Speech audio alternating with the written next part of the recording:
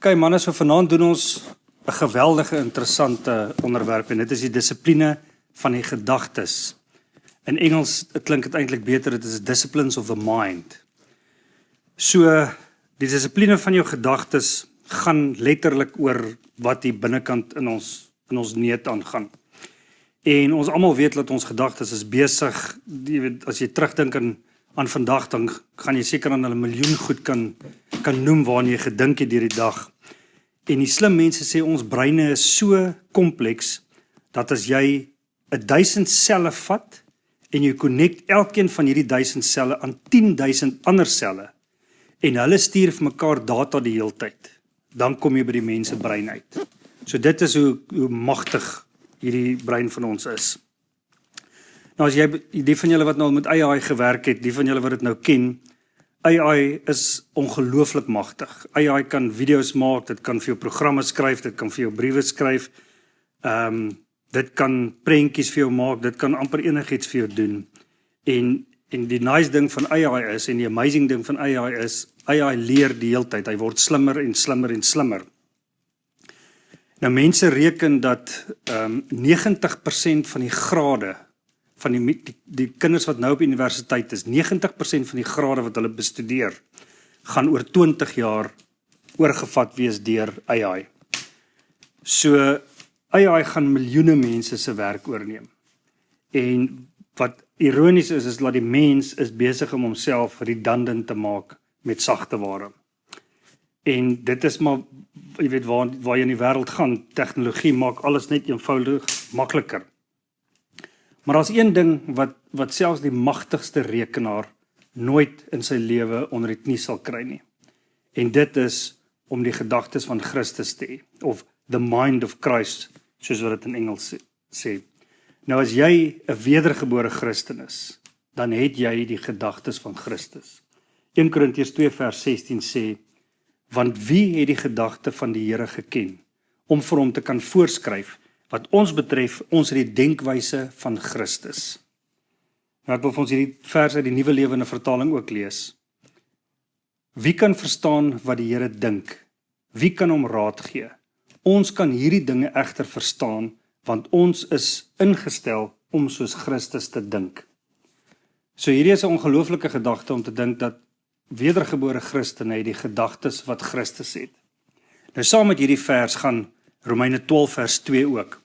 Julle moenie aan hierdie wêreld gelykvormig wees nie, maar verander word deur die vernuwing van julle denke, sodat julle goed kan onderskei wat die goeie en aanneemlike en volmaakte wil van God is.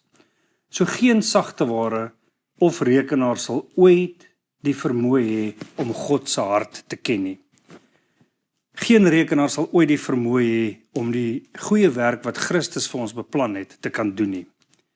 En ons gedagtes is gemaak om soos Christus te dink. En ons het die bemoedigende wete dat geen rekenaar dit ooit kan doen nie. En dit bring ons dan nou ook ongelukkig by 'n skande van vandag en in vandag se kerk is, en dit is dat die era waarin ons lewe, is mense nie ingestel om soos Christus te dink nie. Gelowiges vandag lewe sonder om konstant die gedagtes van Christus te hê. En wat ongelukkig die realiteit van ons vandag is dat Christus glad nie meer ingestel is, dat gelowiges glad nie meer ingestel is daarop om soos Christus te dink nie.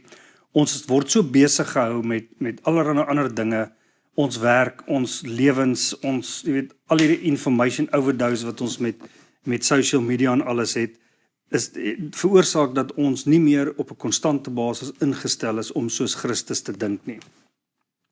En ons het nou al in hierdie reeks gesien dat ons manne is ongelukkig meer skuldig aan hierdie tipe van dinge as vrouens en as ons eie vrouens. En ons manne is besig om aan geestelike anoreksia te ly en ons weet dit nie eers nie. Ons besef dit nie eers nie.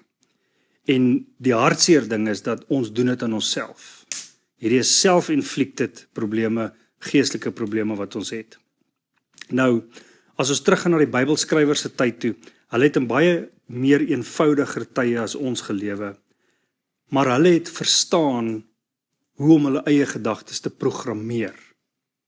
Hulle het die termes verstaan, die van julle wat nou al met IT-ouens te doen gehad het. IT-ouens sê baie keer garbage in, garbage out. Nou die Bybelskrywers en die mense van daai tyd het hierdie konsep verstaan. Want hulle het geweet dat ons input bepaal ons output. En dit is, ons van vandag lewe besef dit nie werklik nie. Spreuke 4 vers 23 sê, bewaak jou hart meer as enigiets wat bewaar word, want daaruit ontspring die lewe. En dan Spreuke 23 vers 7 sê, en ek wil hierdie vers vir ons in Engels lees, for as he thinks within himself, so he is. So, wat ons doen vandag is, ons laat al hierdie eksterne goeders inkom in ons gedagtes in, en dit programmeer ons. Dit programmeer ons om op 'n sekere manier te dink, dit programmeer ons om op 'n sekere manier te lewe, en ons laat letterlik vrywilliglik toe, dat die wêreld ons gedagtes programmeer, en dan ons lewens domineer. So nou kan ons die vraag vra, maar hoe doen ons dit? Hoe laat ons toe dat die wêreld dit doen? En ons doen dit deur screens, en is nou ironies typies nou op 'n screen soos wat ons dit nou doen. Nou, die vorige generasie, toe ek jonk was, ek en Okkert nog klein was daar nie social media en telefone en sulke tipe goeders gewees nie. En toe ons was beïnvloed net deur TV, en as jy flieks gekyk het. Maar vandag is hierdie programmering van die wêreld 'n geweldige groot probleem. Want vandag loop elke persoon met 'n selfoon rond, en is 'n smartphone, en meeste kinders het selfone, en die screen time vandag is 'n ongelooflike probleem. Ek wil net vir julle 'n bietjie stats gee van screen time vandag.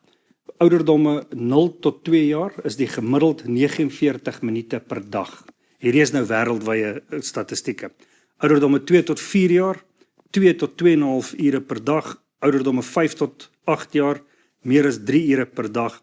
En dan ouderdomme 8 tot 12, 5 ure 'n dag, en dan skrikwekkend van ouderdom 18 tot 34 is dit 8,8 ure 'n dag. En die meningspeiling het by 34-jarige ouderdoms gestop. Nou daar kan jy sien, die gemiddelde 8,8 ure 'n dag, dit is 'n hele werksdag. Dit is 'n werksdag wat daai ouderdomme op hulle screens spandeer. En interessant, jy weet, hoekom noem hulle 'n program op 'n TV 'n program? In Engels is dit 'n program. Dis letterlik iets wat gebruik word om ons te programmeer, om ons te program. En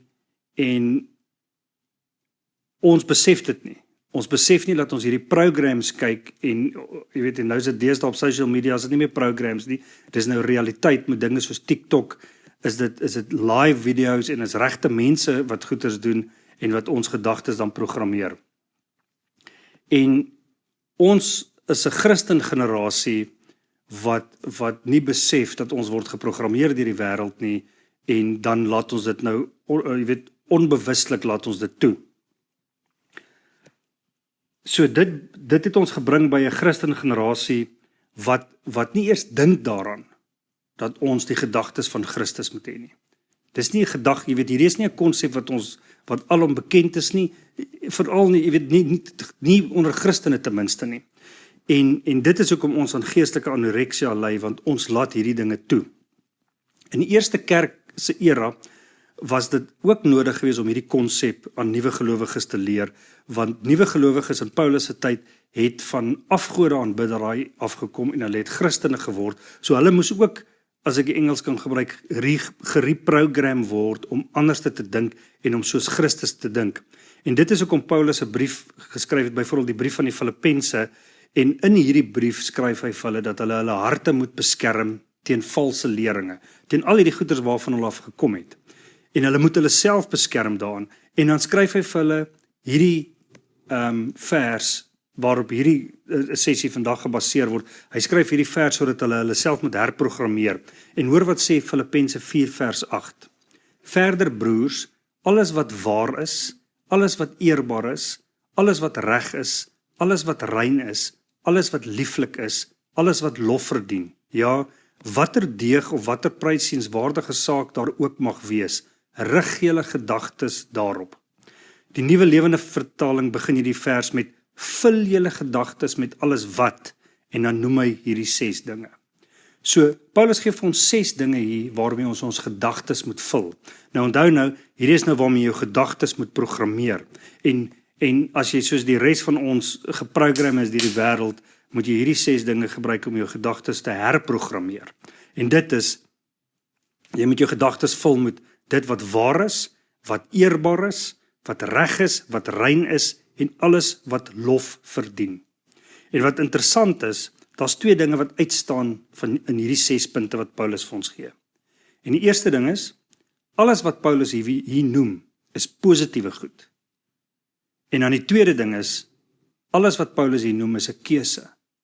Jy het 'n keuse of jy jouself wil voed met dinge wat waar is, wat eerbaar is, wat reg is, wat rein is, wat lieflik is en alles wat lof verdien. So dis jou keuse hierdie of jy jouself gaan programmeer of nie.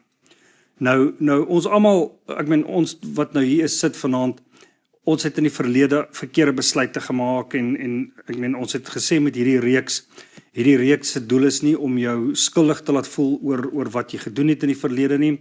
Hierdie reeks se doel is om jou attent te maak om sekere dissiplines in jou lewe toe te pas sodat jy dit van nou af reg kan doen.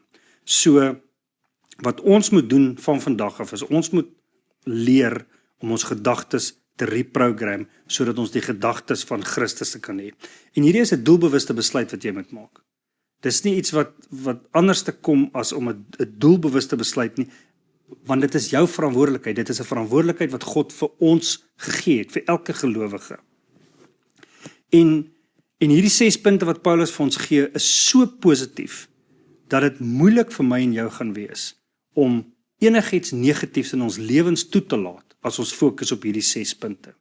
En ek wil vir julle hoor, ek wil net laat julle die impak van hierdie 6 dinge verstaan. Hoor bietjie as ek die vers lees, maar ek draai hierdie 6 punte om in die negatief. En dan hoor jy hoe klink dit op die oor. Verder broers, alles wat onwaar is, alles wat oneerbaar is, alles wat verkeerd is, alles wat onrein is, alles wat vieslik is, en alles wat nie lof verdien nie, rig julle gedagtes daarop. Kan julle hoor daarso dit, jy weet, en dit klink net nie reg nie. Maar dis ongelukkig die dinge waarmee ons gedagtes voed. Hoor 'n bietjie na hierdie stats. Kinders tot en met die ouderdom van 14 vandag het al 8000 moorde gesien op TV en op flieks. 8000 moorde. Teen die ouderdom van 18 is dit 16000. En op die ouderdom van 18 het hulle ook al 200,000 geweldstonele gesien. En dan 80% van alles waaraan kinders vandag blootgestel word op screens is seksueel suggestief. Nou hierdie is nou stats wat vir kinders, wat op kinders van toepassing is. Imagine hoe is dit op my en jou van toepassing. Ons wat groot mense is, wat ander goeders kyk as kinders, wat al langer screens na kyk as kinders. So kan julle sien hierso met wat voed ons? Ons voed onsself met goeders wat onwaar is en wat oneerbaar is en wat verkeerd is en wat onrein is en wat vieslik is en wat nie lof verdien nie. Onthou as ons daai vers omdraai. So wat hierdie vir ons wys is dat as jy jou gedagtes op die positiewe wil rig, as jy the mind of Christ wil hê, dan is daar sekere dissiplines wat jy gaan moet toepas in jou lewe.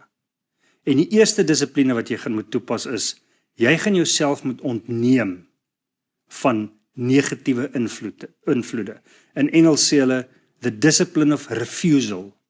Jy gaan jouself moet ontneem van sekere goed, as jy jou eie gedagtes wil herprogrammeer. Nou TV en social media, alle kanale van social media, Facebook, Instagram, wat daar ook al is, hierdie goeders is 'n besigheid. Met ander woorde, hulle wys net wat mense wil sien. So hoe meer mense byvoorbeeld na seksuele dinge kyk, hoe meer seksuele goed sal hulle op hierdie kanale sit.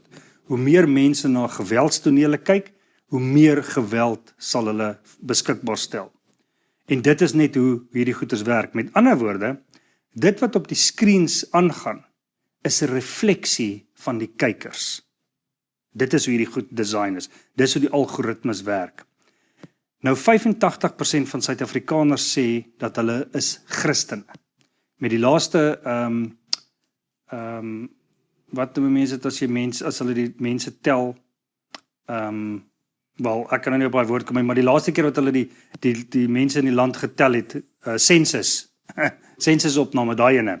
Met die laaste censusopname van Suid-Afrika, ek dink dit was 2020 of 2022, ek is nie seker nie. Toe het 85% van Suid-Afrikaners gesê, hulle is Christen, hulle is selferkende Christene. Nou as ons kyk, kan ons sien, hierdie is nie waar nie. Maar as dit 85% is, dan behoort ons TV en ons social media anders te lyk. Want onthou, dit wat ons sien op die screens is 'n refleksie van die samelewing. So, hoekom fokus ek so op TV en op skreentyd? Nou, voor ek die vraag antwoord, dis baie gevaarlik om, as mens hierdie vraag wil antwoord, om woorde te gebruik soos almal, of alles en altyd. Want hierdie is alles algemene stellings. Maar tog gaan ek hierdie direkte woorde vanaand gebruik. Want dit is onmoontlik vir 'n Christen om the mind of Christ te hê, as jy ure en ure, elke dag, elke week, elke maand voor 'n TV sit, of voor 'n skerm sit, of op jou telefoon is. Dit is onmoontlik. Bybelse programmering, wat die skrif vir ons sê, ons moet onsself mee program met die Bybel, kan nie saamleef met wêreldse programmering nie. Die twee kan nie saam in een mind werk nie. Dis onmoontlik. Ons mense sondige natuur is net van so aard dat die wêreldse programmering die oorhand sal kry. En dit is hoekom ek nou gesê het, daar gaan moet ontneming plaas, want jy gaan jouself moet ontneem. Ek en jy het nodig om dissipline toe te pas, dat ons moet oplet waarna ons kyk en waarna ons luister, en dan ook die tyd wat jy daaraan spandeer. Dis geweldig belangrik dat ons dissipline moet hê. En ek en jy as die manne van ons huishoudings, as die hoof van ons huishoudings, moet beheer neem oor hierdie aspek. En as ons nie die vermoë het om selfbeheersing toe te pas nie, dan moet ons dit totaal en al vermy. Dan moet jy dit uitsny uit jou lewe uit. Nou, die psalmskrywer het hierdie konsep verstaan. Hy skryf in Psalm 101 vers 2 en 3. Ek wil my toespits op 'n onberispelike lewenswyse. Wanneer sal ek dit bereik? Ek sal met 'n opregte hart leef in my huis. Ek sal nie iets boos voor my oë verdra nie. In die pleeg van wandade het ek 'n weersin. Dit mag nie aan my kleef nie. Kan julle hoor wat sê hierdie ou hierso? Ek wil my toespits, ek gaan dit weer vir ons lees. Ek wil my toespits op 'n onberispelike leefwyse. Wanneer sal ek dit bereik? Ek sal met 'n opregte hart leef in my huis. Ek sal nie iets boos voor my oë verdra nie. In die pleeg van wandade het ek 'n weersin. Dit mag nie aan my kleef nie. So hier kan ons sien, weet wat hierdie psalmskrywer skryf is, dat hy sal nie wandade voor sy oë verdra nie. En dis die mindset wat ek en jy moet hê.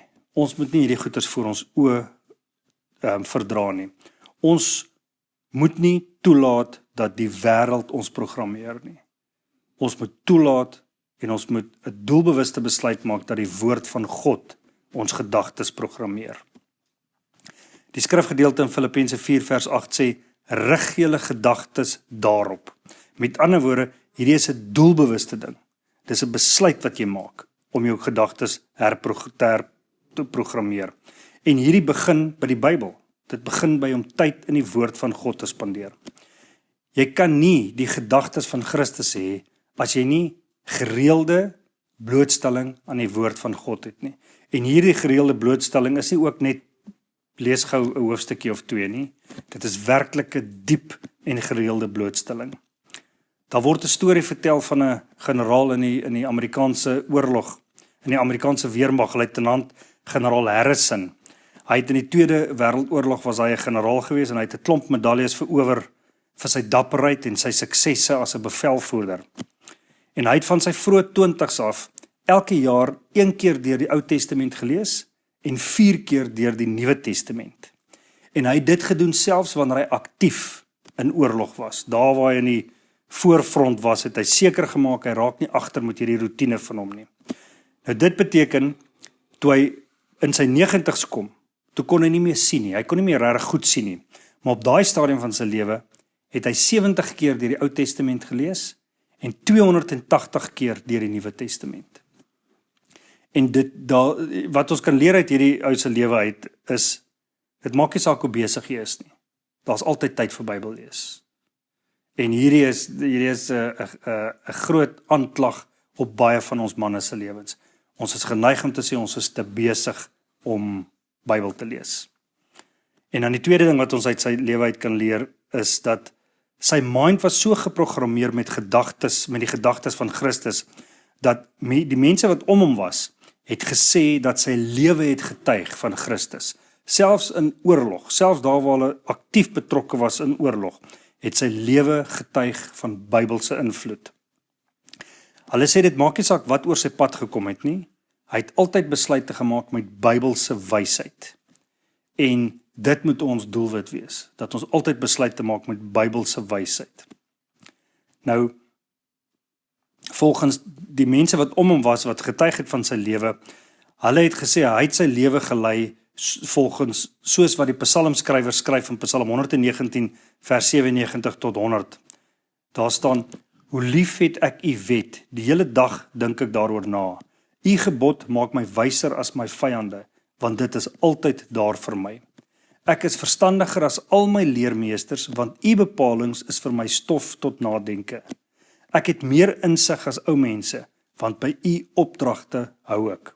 So hier kan ons sien, dat hier skryf die psalmskrywer, dat heeldag en aldag moet jy jouself voed met die woord van God, jy moet dink daaroor, dit gaan jou verstandiger maak as al jou leermeesters, en dit gaan jou insig gee, meer insig gee selfs die ou mense om jou, omdat jy jouself voed met die woord van God, en hier's eindig hy, want by die opdragte hou ek, met ander woorde, jy voed jouself daarmee, en jy is gehoorsaam daaraan. So, ek en jy moet besef dat ons sal nooit die gedagtes van Christus kan hê, as ons nie gereelde tyd in die woord van God spandeer nie. Jy kan nie diep beïnvloed word deur iets waarvan jy niks weet nie. En dis belangrik om te weet. Jy kan ook nie net bietjie van die Bybel weet en dink dat jy gaan beïnvloed word deur die bietjies nie. Die pad na die gedagtes van Christus is deur die woord van God. En hier moet ons nou obviously versigtig wees dat jy nou nie hier in 'n ding val van roetine van ja, ek moet nou net Bybel lees omdat ek moet Bybel lees nie. Jy moet werklik hierdie gebedsaak maak dat jy 'n begeerte kry vir die woord van God.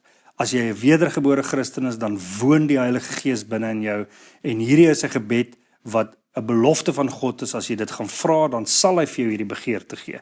En wanneer hierdie begeerte begin groei, dan sal jy al hoe meer en meer tyd in die woord spandeer. Dit moet 'n begeerte wees. So die plekke waar ons nou reeds gesien het, waar ons dissipline moet toepas, is dissipline van ontneming of refusal. So jy moet jouself ontneem van wêreldse programmering. Dan moet jy die dissipline hê om jouself te herprogrammeer deur die woord van God. En dan is daar 'n derde ding wat belangrik is, en hier is waar ons manne baie tekort skiet. En dit is lees van Christelike boeke. En hier praat ek nie van die Bybel nie, ek praat van ander Christelike boeke. Nou wat hierdie 'n moeilike onderwerp maak, is eerstens manne lees nie, en ons sal nou gesels oor hoe lank terug van julle 'n boek gelees het. Maar die probleem hier met Christenboeke is, wat se Christenboek lees jy? Of wie se boek lees jy? Want nie alles wat sê Christen, is Christen ongelukkig nie.